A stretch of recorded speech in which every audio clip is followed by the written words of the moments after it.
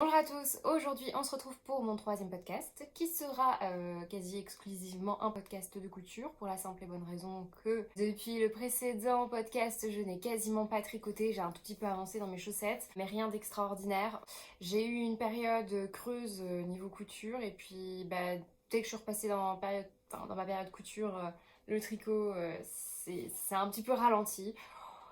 Bon voilà, enfin moi ça me dérange absolument pas, mais c'est sûr que si vous vous attendez à des projets tricot très réguliers, c'est peut-être pas le bon endroit. Alors au niveau couture, j'ai fait plutôt des petits projets.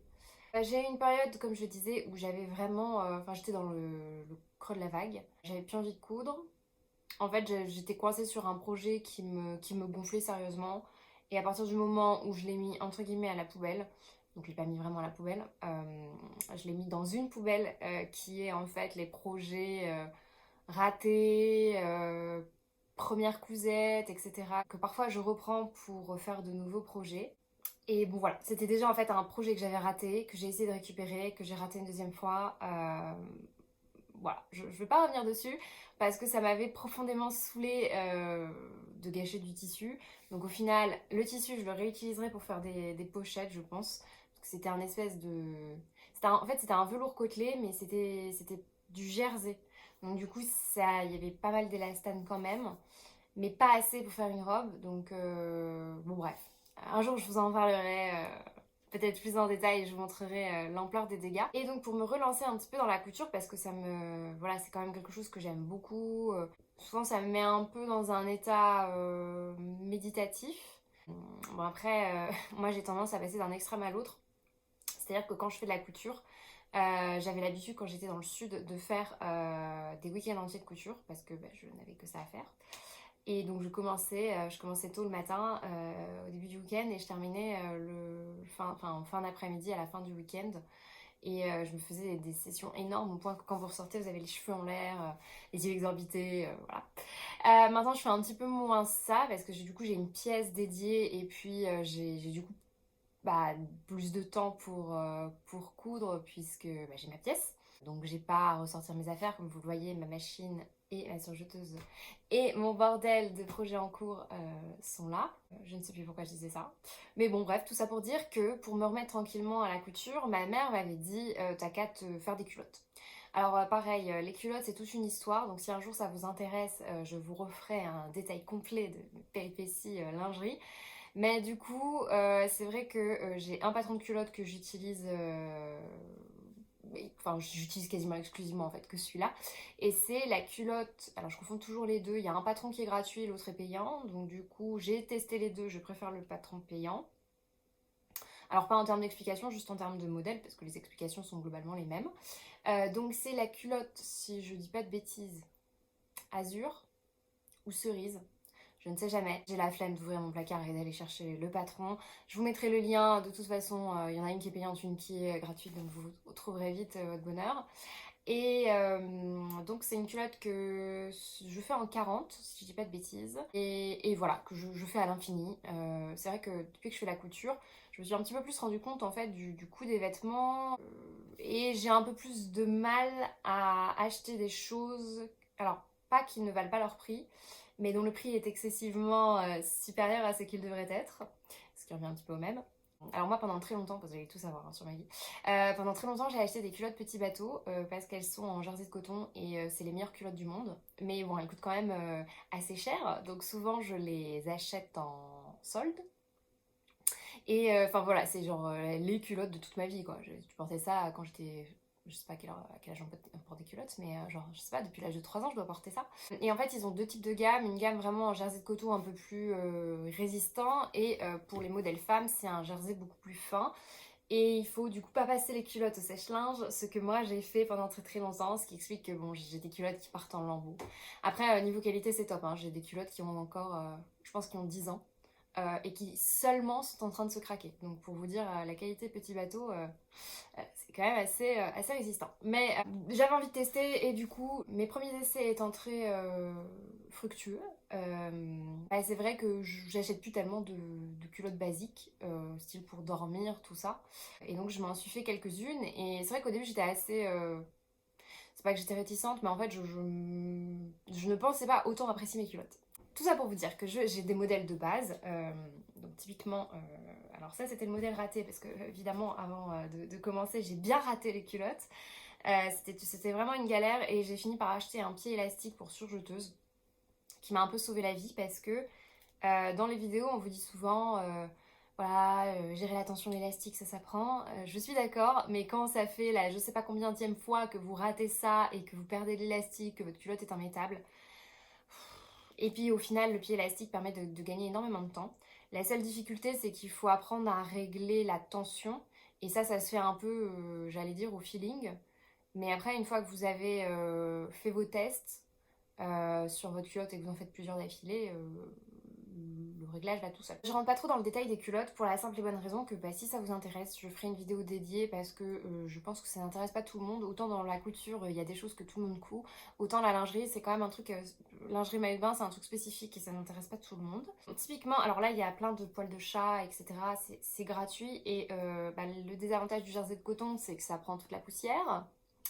Mais typiquement, ça c'est le modèle de base. Alors elle est absolument pas repassée parce qu'elle vient de sortir de la machine, enfin de l'étendoir plutôt. Et puis avec élastique de base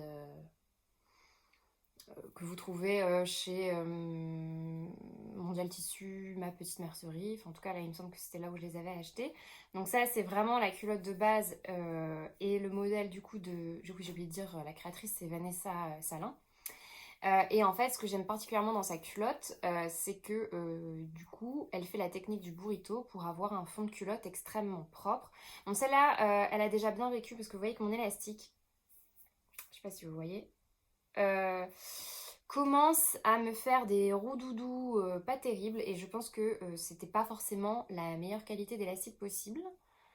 Malheureusement, c'est compliqué d'en trouver des qui tiennent dans le temps. Alors en sachant que mes culottes, elles vivent tout, ça veut dire que enfin, vous allez tout savoir hein, sur ma vie, mais en fait je change tout le temps de culotte. Enfin, vous allez me dire normal, mais le soir, enfin typiquement moi j'ai une culotte pour dormir quoi, et puis le matin je la mets au sale. Du coup je les lave extrêmement fréquemment. Honnêtement je fais pas trop attention, souvent je les lave à 30 en cycle long. Mais voilà, les culottes en coton, je préfère quand même les mettre à 40. Et puis parfois, elles passent au sèche-linge quand j'ai... Enfin voilà, ça dépend. Donc vraiment quand même, celle-là, je pense que je l'ai depuis peut-être un an. Pour l'instant, enfin, j'en suis très contente. C'est juste que, en raison peut-être du matériel utilisé, ça commence à faire des mini bouloches. Ce qu'il n'y a pas sur les culottes petit bateau pour la simple et bonne raison que je sais pas si vous... Alors, j'ai pas de modèle, hein, mais... les culottes petit bateau, il n'y a pas vraiment... Enfin, c'est pas qu'il y a un élastique, je sais pas si c'est un biais élastique ou... Enfin, un biais en jersey ou... En tout cas, les bords des culottes sont recouverts en fait par du tissu en jersey. Donc ça, c'est le modèle de base. En fait, ce qui est surtout intéressant, c'est de vous montrer ce que j'en ai fait. Donc en fait, ce qui est bien, c'est que... Enfin, vous avez dû entendre ça un nombre incalculable de fois. Hein, c'est qu'avec les culottes, vous pouvez utiliser toutes vos chutes. Mais quand je dis toutes vos chutes, je vous montre une ancienne qui, pour le coup, elle a bien tenu dans le temps. Ça c'est pareil, une des premières culottes que j'ai faites, donc avec un empiècement. Et ça typiquement ce tissu c'est le reste d'un tissu de crêpe un peu élastane. Mais du coup c'est pas très grave vu que j'ai mis, vu que c'est juste en empiècement, c'est pas grave si c'est un peu plus rigide. Et cette fois-ci j'avais changé, donc le fond de culotte est toujours en jersey. Il me semble que j'avais acheté du... Il me semble que c'est du jersey bio si je dis pas de bêtises. Pareil, voilà, les poussières c'est gratuit. Que j'avais acheté chez Mademoiselle Fourmi, qui est l'un des endroits aussi où je me fournis en tissu pour lingerie. Et en fait, l'avantage c'est qu'elle vend cette espèce de lycra extrêmement fin spécial lingerie. Vous voyez qu'on voit à travers. Enfin, on voit à travers quand on tire comme une malade, comme je viens de le faire. Hein. C'est hyper agréable. C'est pas du tout le côté synthétique qui fait que vous n'allez pas être bien. Pour vous dire, d'habitude je mets que des culottes en coton pour dormir. Celle-là, il m'arrive que quand j'ai plus de culottes,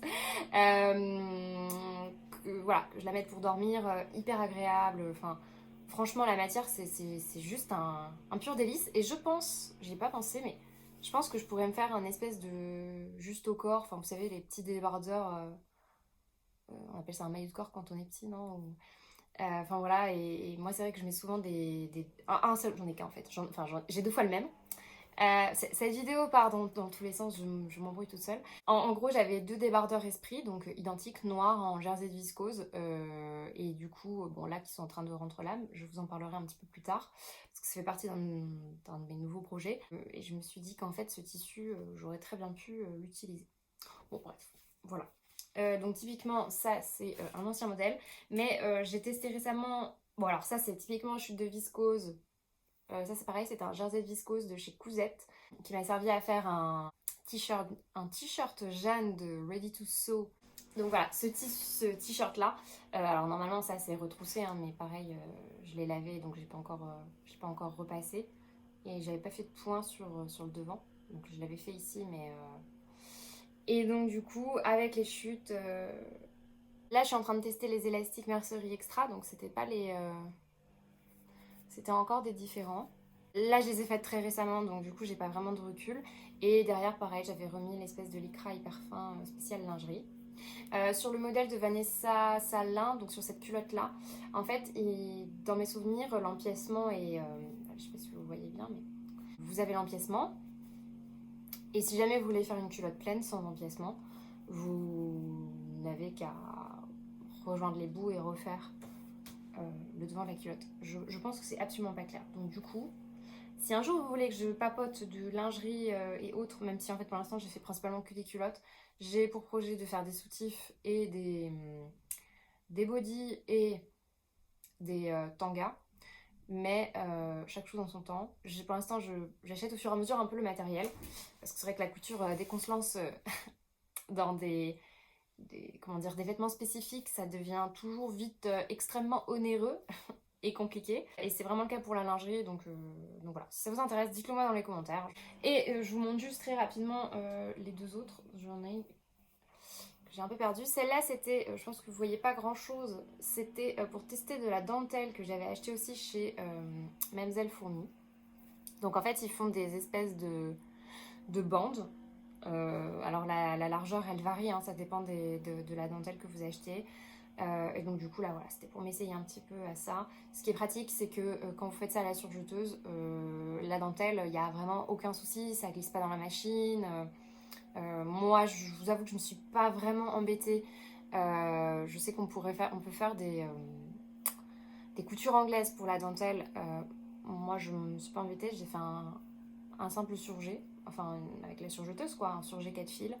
Rien à dire. La seule connerie que j'ai faite, c'est que en coupant mes fils, j'ai dû faire un trou dans le lycra. Alors, je sais pas si ça va se voir, mais du coup, j'ai repassé en point zigzag je glisse, avec ma machine pour combler le trou. Parce qu'à la base, c'était ma préférée et j'étais un peu deg de l'avoir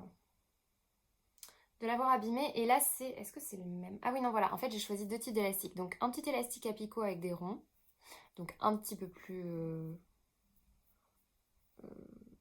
bon, non, en fait, il n'est pas forcément plus rigide. Et un comme ceci. Donc là, pour l'instant, je vous montre juste les modèles. Donc ça, c'était un tissu Pretty Mercerie que j'avais acheté l'année dernière, que j'ai pas encore utilisé et j'avais envie de tester sur la lingerie. Bon, en fait, comme il y a des rayures, là, pour le coup, j'aurais pas dû faire des empiècements ou alors essayer de respecter les rayures parce qu'en fait, si vous regardez, c'est pas vraiment aligné et du coup, ça n'a pas grand sens. Bon, voilà, ça c'était l'aventure Kilote et c'est une... c'est terrible, on est déjà à 16 minutes. Moi qui m'étais dit qu'on allait faire rapide. Au niveau de la culotte, elle est pas... Là, le modèle est pas spécialement échancré. C'est une culotte qui monte pas à la taille, mais qui monte, on va dire, en haut des hanches. Et après, par contre, en fait, si vous voulez échancrer davantage la culotte derrière, bah, c'est simple, vous prenez votre patron et vous coupez. Je l'ai déjà fait, mais en fait, j'ai oublié de le refaire sur celle-là. Mais vraiment, meilleur investissement pour l'instant, niveau couture. Ça pour le coup, c'est des projets que je mets tout le temps, tout le temps, tout le temps, tout le temps. Et puis ça va assez vite, donc au début il faut prendre un coup de main, mais là régulièrement en fait je les fais par 3 ou 4. Parce qu'en fait le temps pour faire juste une culotte ça prend quand même pas mal de temps. Alors que quand vous êtes lancé et que vous faites tout d'un coup, donc typiquement vous cousez de tous les côtés, de toutes vos culottes, enfin vous enchaînez en fait. Et ça va beaucoup plus vite. Ça fait un peu couture, couture industrielle, mais voilà, donc ça c'était pour l'aventure culotte. Ensuite, j'avais envie de me faire un t-shirt dans un jersey rose, mais rose un peu vieux rose, parce que j'ai un haut American Vintage que je mets beaucoup en été, enfin, que j'ai acheté cet été et que j'ai mis énormément. C'est un haut crop, mais en tout cas dans un jersey de coton, donc il se froisse un petit peu, mais très sympathique. Et donc, je sais pas, ça devait être la période. J'en avais un peu marre de l'hiver, je pense. Et donc du coup, j'avais cette idée en tête de me faire un t-shirt comme ça. Et en passant au coupon de Saint-Pierre, j'avais trouvé des jerseys bio. Alors en fait, au début, c'était pas tant le fait qu'ils soient bio qui m'intéressait, mais c'était plutôt la couleur. Et puis bon, bah voilà, en fait, j'ai découvert après qu'ils étaient bio. Alors, je sais plus exactement comment ça fonctionne les labels, si c'est Ecotex ou vraiment marqué bio. Je vous avoue qu'à chaque fois que je me renseigne, j'oublie le truc. Donc ça fait deux trois fois que je vais re-regarder à chaque fois les certifications et tout. GOTS, Ecotex, enfin bref. Et je sais pas pourquoi j'arrive pas à retenir. Tout ça pour vous dire que j'ai testé avec un t-shirt, une fois encore, de Jeanne de Ready to Sew. Je pense que c'est vraiment le basique, mon basique préféré. En même temps, j'ai pas testé vraiment d'autres basiques de t-shirt parce que celui-là me correspond, c'est exactement la forme du t-shirt que j'aime.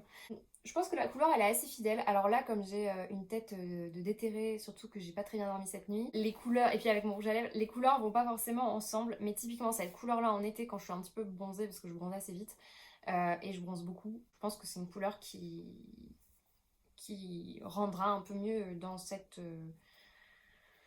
période.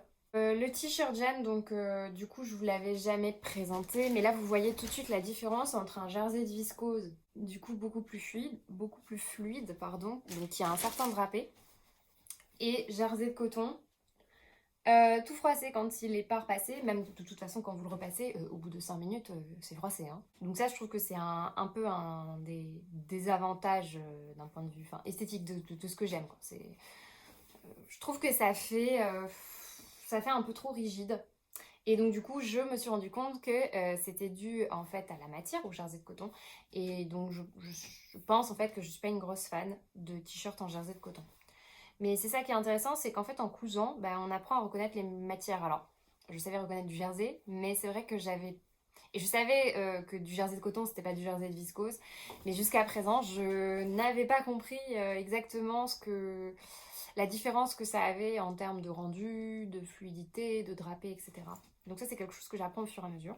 Il m'en reste, donc je pense que j'essaierai de faire quand même des leggings. Et pour vous dire, au début, j'ai eu un peu de mal à le mettre et au final, je l'ai mis en pyjama. Et alors par contre, d'une douceur, parce que j'ai un autre t-shirt en jersey de coton que j'avais acheté chez Dries Stoffen, que j'aime pas. Et ça passe, mais je sais pas. C'est pas... Peut-être que c'est purement psychologique, mais je sais pas. Mon mec aussi l'a essayé. Donc évidemment sur lui ça n'a pas du tout le même rendu puisqu'il est déjà puisque c'est un mec et qu'il est musclé mais c'était assez drôle à voir et il adore aussi, il me dit ah c'est vachement agréable. Bon après c'est pas forcément, le rose n'est pas forcément une de ses couleurs. Pour vous parler un petit peu plus du modèle, donc il s'agit du t-shirt Jeanne de Ready to Sew. C'est un patron qui se décline en plusieurs possibilités. Vous pouvez faire un t-shirt avec petit rabat. Je sais plus exactement comment ça s'appelle, mais moi j'appelle ça un rabat quoi, sur les manches, que je trouve très beau. Ou sans, enfin, il suffit de l'enlever au pire. Ou ça peut se transformer en t-shirt à manches longues. Du coup, selon le tissu utilisé, ça peut faire un sweat. Vous pouvez le transformer en robe à manches courtes, robe à manches longues. Voilà. Il y a aussi une option poche que j'ai faite sur le premier, parce que donc ça c'est ma troisième version. Il me semble que niveau taille j'ai fait un 40 parce que souvent ces t-shirts là justement quand ils sont fluides j'aime bien quand ils sont un peu amples parce que je les rentre dans le pantalon et je fais blouser un petit peu, enfin je sais pas si ça se dit pour un t-shirt mais vous voyez l'effet. Du coup taille 40, hyper simple, vous montez les épaules. Alors moi exceptionnellement j'ai recousu la marge de couture en faisant un petit trait dessus. Donc là comme ça rend pas grand chose. Mais en fait du coup ça a l'avantage que quand je le mets je sais où est le devant, où est l'arrière. Enfin où est le devant, où est le dos. Et puis je sais pas, ça faisait un petit détail que j'aime bien. En fait il me semble qu'après vous mettez le truc à plat. Enfin le t-shirt. Vous cousez la manche. Et une fois que c'est fait, après seulement vous cousez les côtés. Puis bon après vous avez les petites finitions. Donc vous avez le col. Que vous pouvez surpiquer. Donc là, moi, c'est fait à l'aiguille double, ce qui a l'avantage de tenir la couture. Enfin, du coup, je fais attention à ce que la couture soit dans le bon sens quand je fais ça. Pour les rabats, ce que je fais, c'est que, donc normalement, vous les cousez. Et du coup, votre couture doit être apparente, comme ça après, vous repliez et là, c'est bien mis. Ce que je fais pour que ça tienne, c'est que je sous-pique. Je sais pas si vous allez voir. Donc normalement, voilà, on voit que j'ai pas repassé mon truc. Normalement, vous voyez, quand c'est replié comme ça, là, on voit rien, mais j'ai sous-piqué. C'est-à-dire que j'ai fait une couture ici, mais qui se voit pas exactement parce que vous voyez surtout mon surjet. Et ça a l'avantage en fait de rigidifier, de tenir un peu la forme. Pour le tenir, pour éviter d'avoir toujours à rabattre le truc, pour gagner du temps en fait, j'ai refait une piqûre ici. Donc là, c'est cousu. Et là, il aurait fallu, mais je ne l'ai pas encore fait. Et à vrai dire, ça tient une fois que je repasse. Il aurait fallu donc que je repasse correctement. Et une fois repassé, que je fasse un petit point visible à la main en prenant la partie du tissu en dessous avec ici pour que ça tienne. Et puis en bas, bon en bas c'est toujours le côté où je trouve que c'est un peu le moins propre. Ça veut dire que j'ai juste surjeté, j'ai plié à tant de centimètres, alors je sais plus si j'ai fait 3 et ensuite je fais l'aiguille double. La seule chose qui m'embête un petit peu avec l'aiguille double, donc là cette fois-ci j'ai réussi à régler pour pas avoir un espèce de boudin. Donc c'était Estelle de Made in Estelle qui m'avait donné l'astuce, qui m'avait dit en fait de baisser la tension de mon fil. Ce que j'ai fait, donc effectivement ça me fait plus de boudin, mais c'est vrai qu'à l'intérieur ça fait, vous savez, cette espèce de zigzag qui a toujours tendance, je trouve, même avec parce que je fais des points d'arrêt, etc. Je trouve qu'il y a toujours un moment où ça se barre. Et typiquement sur ce t-shirt là que j'ai fait, que j'ai oublié carrément de vous présenter, ma couture est en train de se barrer aussi, donc il faut que je la refasse. J'avais le même jersey comme je vous disais en vert. Donc il est découpé mais j'attends mon tissu, donc il se trouve, je sais pas si vous voyez, attendez, hop, là.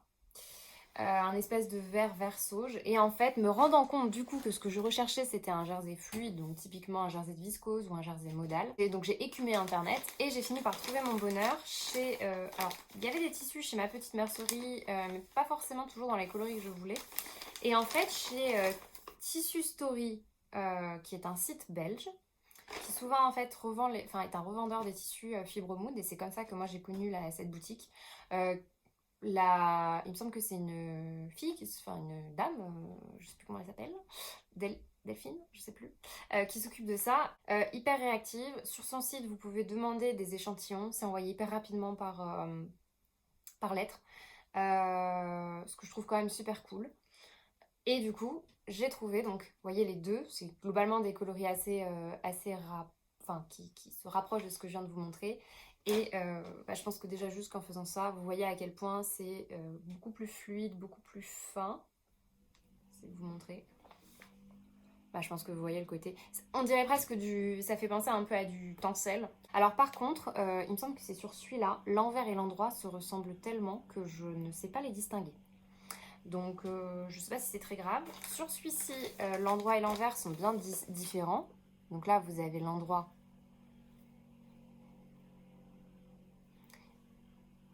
Et l'envers, je pense que vous voyez rien du tout parce que non.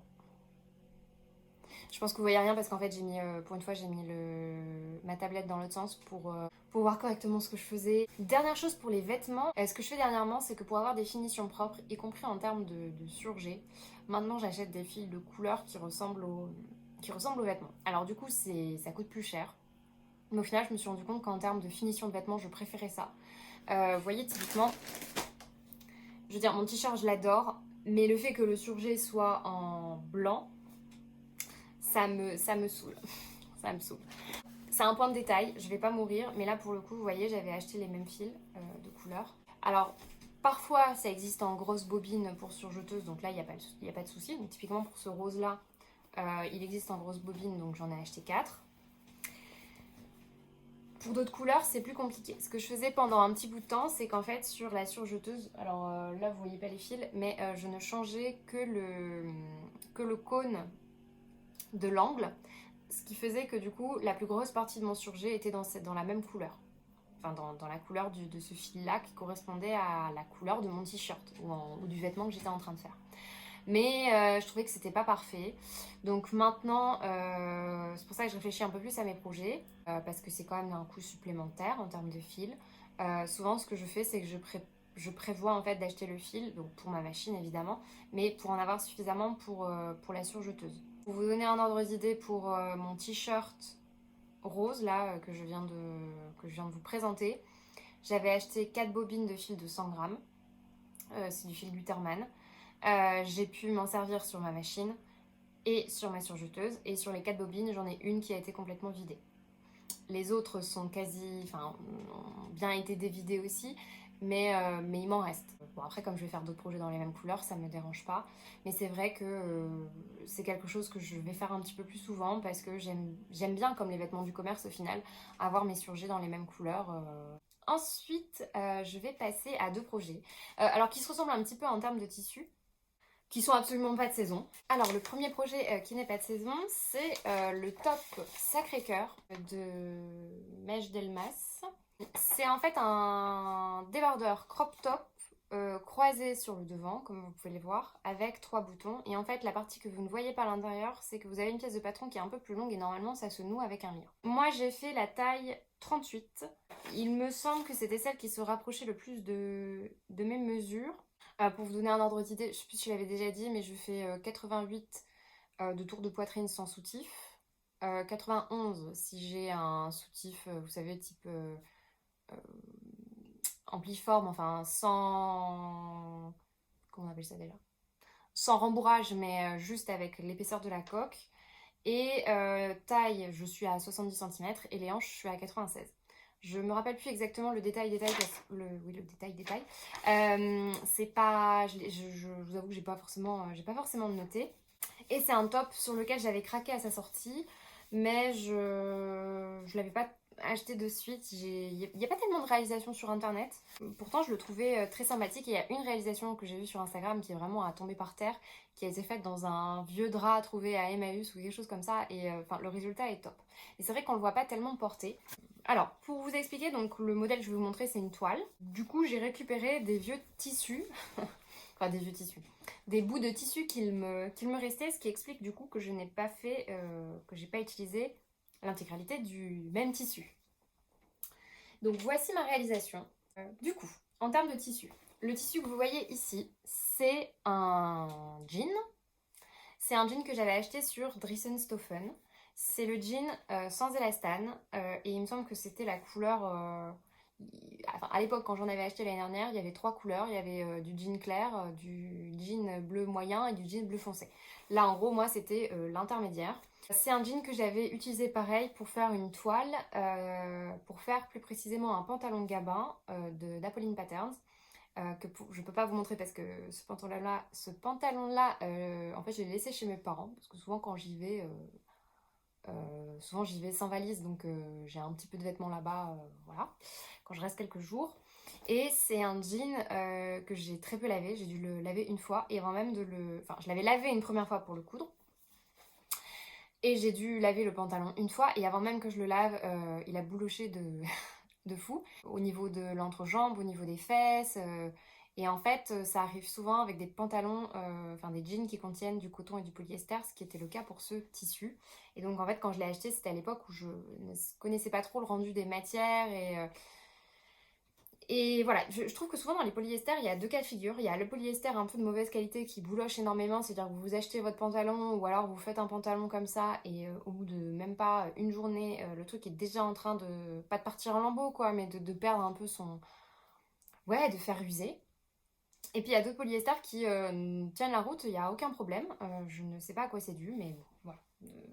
Ça, je l'avais déjà remarqué dans le prêt-à-porter, parce que ça a dû m'arriver une ou deux fois d'acheter un pantalon en polyester, sans savoir en fait que ça en était vraiment, parce que je regardais pas les étiquettes à l'époque, et enfin une catastrophe quoi, le truc qui bouloche de malade. Là, je sais pas si vous allez le voir, donc ça, je l'ai même pas porté. Je sais pas si vous voyez les irrégularités sur le tissu. Bah typiquement, sur mon jean, ça fait ça partout. Donc j'étais pas hyper contente. Je sais qu'il y a beaucoup de gens qui sont contents de Dressenstoffen et tout, je vois ça passer sur toutes les chaînes. Mais je trouve qu'il y a des tissus qui... Alors oui, ça vaut pas cher, mais du coup, c'est pratique pour faire une toile, parce que du coup, ça vous donne un rendu de jean, et oui, c'est pas cher, mais du coup, passer du temps, et puis ensuite, le vêtement qui se dégrade assez vite, moi, je vous avoue, ça me déprime un peu. Bon. À l'intérieur, c'est un autre tissu que vous avez déjà vu mais dans une autre couleur. C'était ma chemise liseron que j'avais faite dans cette viscose Melman jaune. Et celle-là, c'est la bleu-gris en fait que j'avais acheté aussi. Et là, pour le coup, ce tissu-là, je m'en étais jamais encore servi dans cette couleur, mais je m'en suis servi comme doublure. Déjà parce que j'avais presque plus de jeans et parce que je voulais pas que ça fasse trop rigide. Donc en fait, comme vous pouvez le constater, ce top est entièrement doublé, ce qui fait que les coutures sont extrêmement propres. Pour plus de propreté, mais c'est pas précisé dans le patron, alors je l'ai pas fait partout. Ah non, je l'ai pas fait sur celui-là. En fait, je voulais le faire et j'ai pas pu le faire parce que je pense que j'avais retourné et cranté mes coutures un petit peu trop en avance. Mais j'aurais bien aimé sous-piquer parce que pareil, ça permet de mieux tenir l'intérieur. Et l'avantage quand vous sous-piquez, c'est qu'ici, il n'y a pas de couture visible. La couture n'est visible qu'à l'intérieur. J'ai mis des boutons qu'il me restait d'une robe Cosmo de Pretty Mercerie. Enfin, la robe Pretty Mercerie. Et sur cette robe, j'avais utilisé des boutons qui viennent de chez Rascol. J'aime bien le côté un peu gros bouton. Surtout que quand je le porte, on voit pas forcément la doublure. Hein. Par contre, j'aurais peut-être dû faire... quand je les aligne, je trouve que les boutons tirent toujours un peu sur les côtés. Et du coup, on voit mes boutonnières. C'est pas forcément le plus flatteur. Et pour l'intérieur, normalement, je vais essayer de vous montrer. Vous avez, je sais pas si vous voyez correctement, normalement, vous avez une partie en fait où là, vous avez un lien qui s'accroche à l'intérieur. Je déteste mettre des liens, j'aime pas ça. Et sur le coup, en fait, j'ai continué à faire la cousette en me disant je trouverais bien une solution, pensant que j'étais plus maligne que tout le monde. Et bon, bah, au bout d'un moment, je me suis dit, qu'est-ce que je fais? Je mets des pressions, je mets pas de pression. En même temps, ma doublure, elle est assez fine et j'avais pas envie que ça tire dessus et que ça la craque, puisque c'est un tissu quand même assez fragile. Et au final, dans mon stock, j'ai trouvé, enfin franchement, les boutons ont été juste faits pour ça. Il me restait des boutons de Liz Taylor que j'ai utilisés pour ma blouse campanule dont je vous parlais dans un précédent épisode. Et en fait, il me restait genre 2 boutons. Et pareil, je les ai mis ici. Alors en soi, oui, personne ne verra mes boutons, mais je trouve que c'est parfait. Donc du coup, j'ai fait les boutonnières ici et j'ai cousu délicatement les boutons uniquement sur la viscose et ça se voit pas du coup de l'autre côté. Donc c'est comme ça que je le tiens et en fait j'ai jamais besoin de les enlever, ce qui fait que je sais que ça va pas abîmer le tissu puisqu'en fait le top j'ai besoin de rien déboutonner, je peux le passer tel quel. Le seul inconvénient, et vous le verrez donc sur la petite vidéo portée que je vais mettre ici, c'est que je trouve que en fait le top baille ici.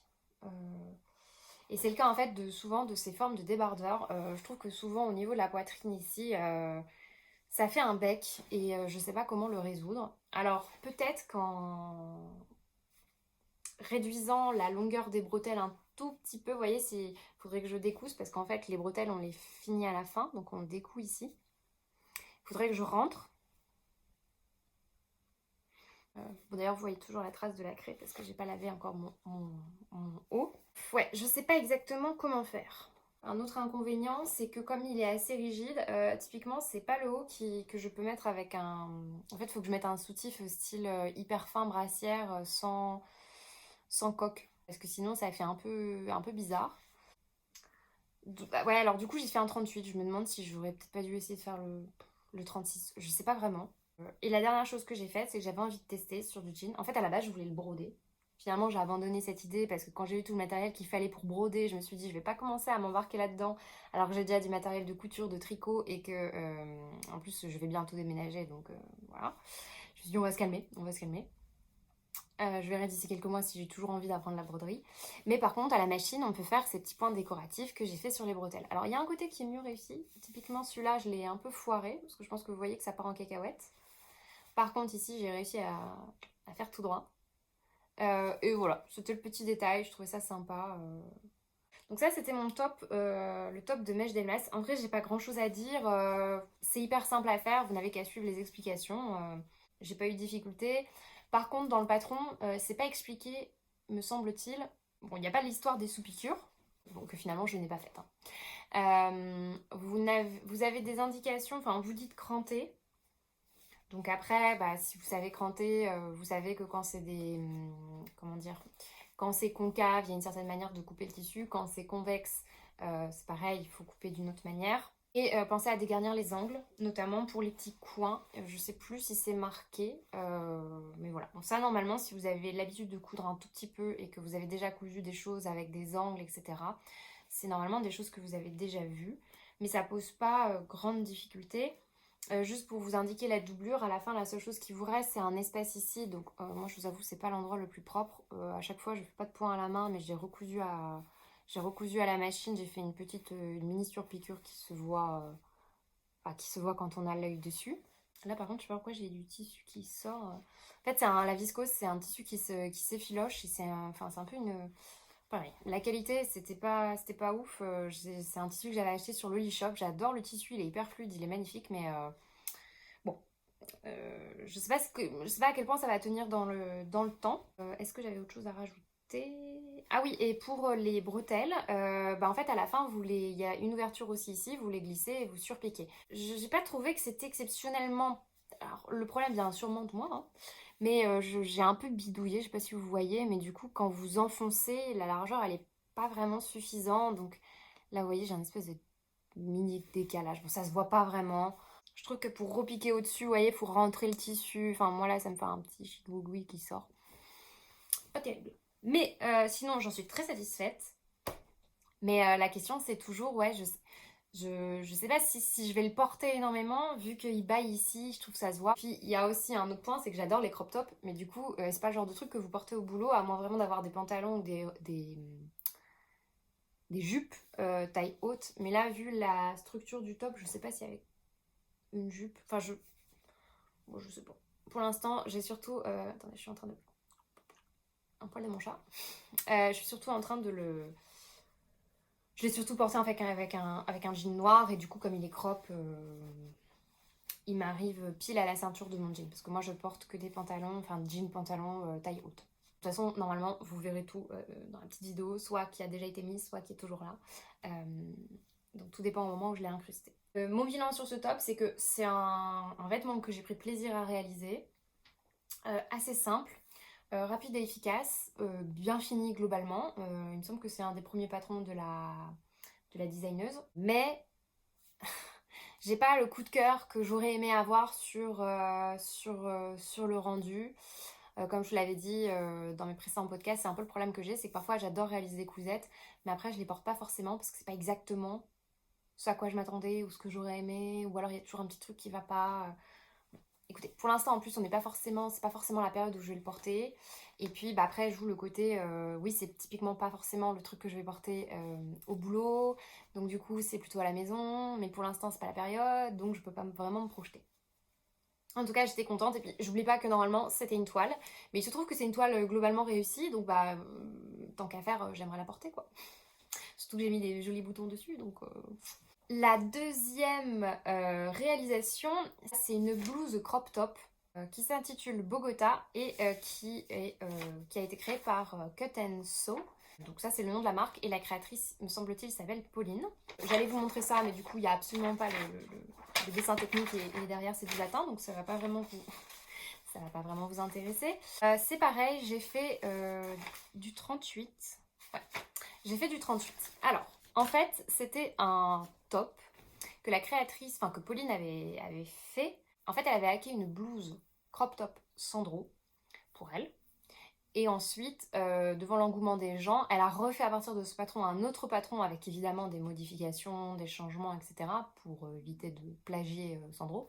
Et voilà, ensuite elle a vendu son patron qui est magnifique.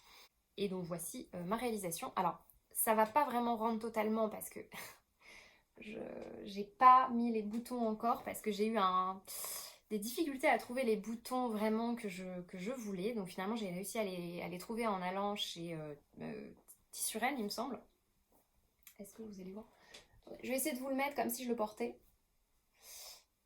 Hop là, avec les chemises, enfin avec les manches bouffantes. En fait c'est un crop top avec un décolleté carré qui se boutonne sur le devant avec des petites manches bouffantes qui sont relativement courtes. Pareil, ceci est une toile. Et donc j'ai utilisé des restes. Donc vous retrouvez ce tissu-là que je viens de vous montrer donc, dans l'autre réalisation. Et j'ai réutilisé une de mes premières cousettes qui était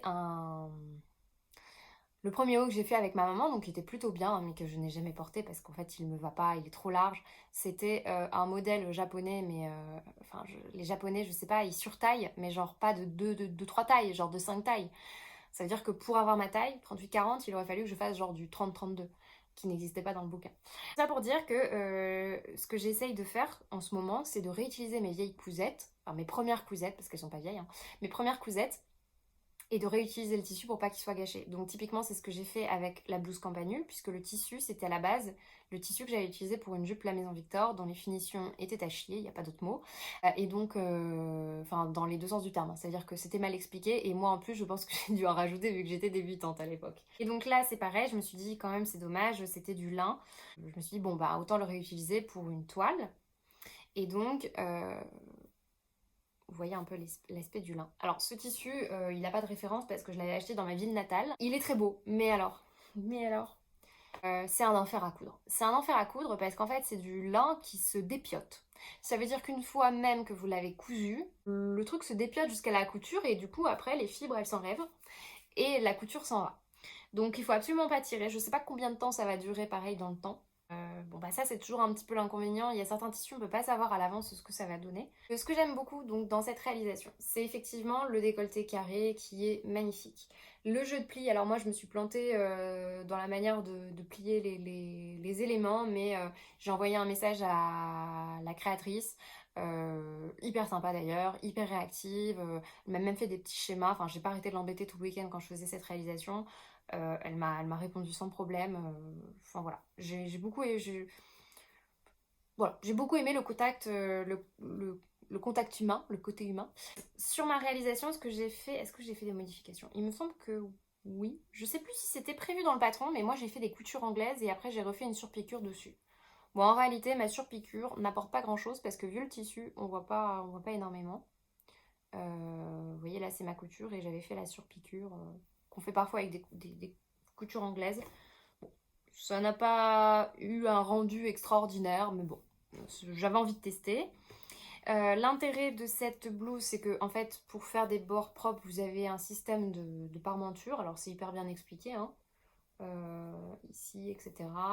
Il y a juste un moment où vous devez rejoindre et puis bah, du coup, autant là j'ai réussi à replier pour cacher mon surjet, autant là il aurait fallu que je prévoie à l'avance de découdre, de replier.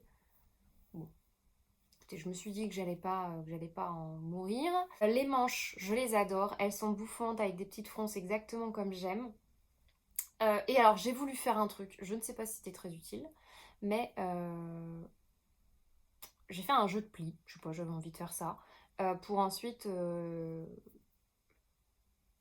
faire le bas de manche, pour en fait réduire un petit peu l'ampleur. Bon, je sais pas si c'était une bonne idée, parce qu'en plus comme le tissu est très chargé, ça se voit pas spécialement. Donc voilà, ça c'était le petit ajout. Qu'est-ce que j'ai fait d'autre? Ah oui, alors une fois que je l'ai eu fini, je me suis rendu compte que dans le dos, j'avais trop de matière. Ça veut dire que ça me faisait un, vous savez, les petits becs. Je vais essayer de vous en faire. Bah c'est comme si voilà, j'avais un petit bec comme ça. Bon là j'accentue parce que je mets mes omoplates en arrière. Mais j'avais ça à l'état normal. Et c'est pas la première fois que ça m'arrive. Et je me demande en fait si j'ai pas par rapport à mes mensurations, un dos juste un peu plus fin parce que sur un autre t-shirt, sur le t-shirt Me and You de M comme Marie, ça m'était déjà arrivé, j'avais fait le t-shirt et j'avais pareil trop de matière au milieu du dos et donc ce que j'avais fait c'est que j'avais au niveau du pli, j'avais enlevé 1 centimètre et c'était nickel. Alors là j'ai enlevé plus, je veux dire combien j'ai enlevé. Là, j'ai enlevé en tout, ça fait l'équivalent de 4 centimètres. Alors, j'ai fait un truc absolument pas propre, mais quand j'ai demandé donc à Pauline, en fait, elle m'a dit qu'il faudrait réduire au niveau... qu'est-ce qu'elle m'avait dit? Je sais plus exactement. Elle m'avait dit qu'il y avait un système au niveau des coutures épaules où il fallait peut-être retracer. Attends, je sais pas si vous voyez grand-chose. Donc là, c'est le dos. Que plutôt que d'avoir ça, il fallait peut-être retracer pour enlever le nombre de centimètres, ce qui fait que du coup, vous avez moins de matière ici. Donc nécessairement, si vous enlevez de la matière ici et ici sur le dos, vous avez moins de centimètres au final. Moi, je pouvais pas le faire parce que le lin, j'allais dire se détricote, mais en fait se barre, hein, se barre complètement, comme je vous le disais. Et donc, et puis tout est cousu, quoi. Tout est cousu. Et pour le coup, j'avais tout sous-piqué, je sais pas si vous allez voir. Ouais, si vous voyez les petits points. J'ai tout sous-piqué. Je me suis dit, mais si j'enlève toutes mes sous-piqûres, que j'enlève les parmentures, que j'enlève les coutures, mais en fait, il me restera plus de vêtements. Et donc, je me suis dit, le bien est l'ennemi du mieux. Non, c'est quoi? C'est le bien et l'ennemi... Non. Le mieux est l'ennemi du bien. Ça, c'est un truc que mon père m'a dit et je l'applique régulièrement et c'est extrêmement vrai. C'est-à-dire que quand, à force de vouloir faire du nec plus ultra, ça finit par se transformer en catastrophe. Et donc, du coup, j'ai fait un truc un peu barbare qui se voit pas vraiment. Donc, écoutez, pour une toile, on va dire que ça passe. J'ai simplement, je pense que vous allez le voir ici, j'ai simplement pris un sandwich, le surplus de matière, j'ai fait une couture, j'ai rabattu avec le fer à repasser. Comme c'est du lin, etc., avec de la vapeur, ça s'aplatit bien. J'ai cousu ici pour éviter que ça s'ouvre. Et ma foi, ça ne se voit. Il n'y a qu'à l'intérieur où on voit que c'est pas très net. Et bah, on a une couture dans le dos, mais à la limite, ça fait. Bah, c'est pas prévu dans le patron, mais ça fait. Bon, ça fait un genre. Quand je le mets, je n'ai pas trouvé que ça faisait spécialement moche. Je me suis arrangée pour faire la ligne droite au milieu du dos. J'ai trouvé que ça comme solution. Donc pour l'instant, il me reste juste à faire mes boutonnières. Donc là, ça y est, j'avais acheté 2 types de boutons et puis finalement, je suis partie sur un. Donc je pense que sur la vidéo que je vais vous montrer, vous verrez les boutons que j'ai choisis, qui sont des petits boutons un peu en couleur bronze et qui vont, je trouve, très bien avec ce petit haut. La seule chose que j'aurais à reprocher, c'est que le haut est vraiment, vraiment, vraiment court. Donc vous allez me dire, mais en même temps, tu t'attendais à quoi avec du crop top? C'est des hauts extrêmement courts, donc limite même avec des pantalons de taille haute comme je porte là. Je vais vous montrer là. Aujourd'hui, j'ai un espèce de crop top et c'est pareil, hein, on voit le début de mon ventre quoi. Vous voyez, le jean m'arrive là, il y a mon nombril. Et concrètement, je pense que les hauts, ouais, ils m'arrivent pareil là, voire là quoi.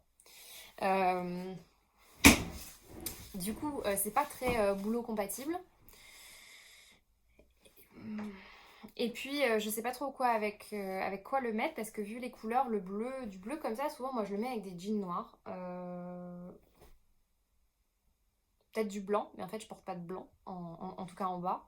Donc je vous avoue que j'aime beaucoup les réalisations, mais je ne sais pas encore avec quoi je vais les porter. Donc ça ce sera... bah, dites-moi si vous avez des idées d'association.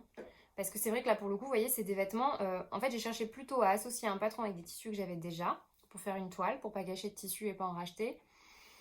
Mais je savais que j'avais pas forcément de quoi les porter avec. Enfin, en tout cas, pas au boulot. Et comme je suis quand même majoritairement au boulot, puis c'est pareil, je sais pas si je serais très à l'aise de sortir avec ça, avec un crop top dehors, si j'ai pas le ventre un minimum caché. Enfin, s'il y a ça de mon ventre qu'on voit, je vais pas être hyper à l'aise non plus. Je profite de vous réinsérer une autre vidéo du vêtement pour vous en reparler un tout petit peu. Donc là, le dos, c'était là où il y avait un problème. Comme vous pouvez le constater, il est extrêmement court.